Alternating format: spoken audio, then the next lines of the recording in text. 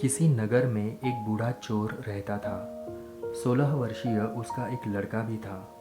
चोर जब ज़्यादा बूढ़ा हो गया तो अपने बेटे को चोरी की विद्या सिखाने लगा। कुछ ही दिनों में वह लड़का चोरी विद्या में प्रवीण हो गया।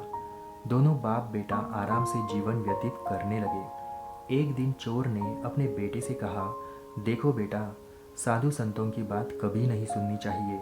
अगर कहीं कोई महात्मा उपदेश देता हो तो अपने कानों में उंगली डालकर वहां से भाग जाना, समझे? हाँ बापू, समझ गया, बेटे ने कहा।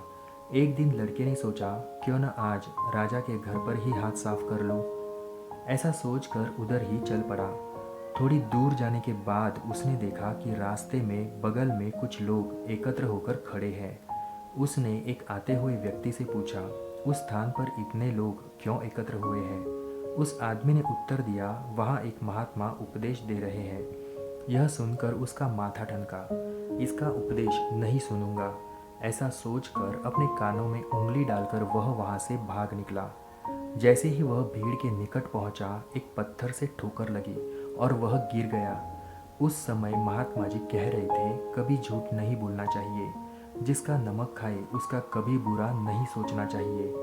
ऐसा करने वाले को भगवान सदा सुखी बनाए रखते हैं। ये दो बातें उसके कान में पड़ी। वह झटपट उठा और कान बंद कर राजा के महल की ओर चल दिया। वहां पहुंचकर जैसे ही अंदर जाना चाहा कि उसे वहां बैठे पहरेदार ने टोका, अरे कहाँ जाते हो, तुम कौन हो?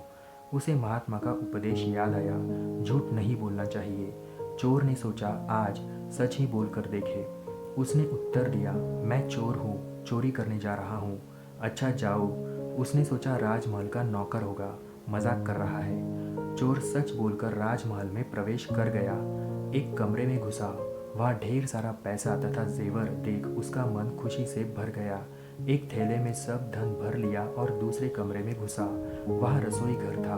अनेक प्रकार का भोजन वहाँ रखा था। वह खाना खाने लगा। खाना खाने के बाद वह थैला उठाकर चलने लगा कि तभी फिर महात्मा का उपदेश याद आया, जिसका नमक खाओ उसका बुरा मत सोचो। उसने अपने मन में कहा, खाना खाया उसमें नमक भी था, इसका बुरा नहीं सोचना चाहिए।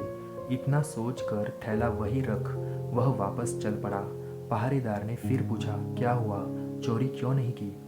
देखिए, जिसका नमक खाया है उसका बुरा नहीं सोचना चाहिए। मैंने राजा का नमक खाया है, इसलिए चोरी का माल नहीं लाया, वही रसोई घर में छोड़ आया। इतना कहकर वह वहां से चल पड़ा। उधर रसोई ने शोर मचाया, पकड़ो पकड़ो, चोर भागा जा रहा है। पहरेदार ने चोर को पकड़कर दरबार में उपस्थित किया।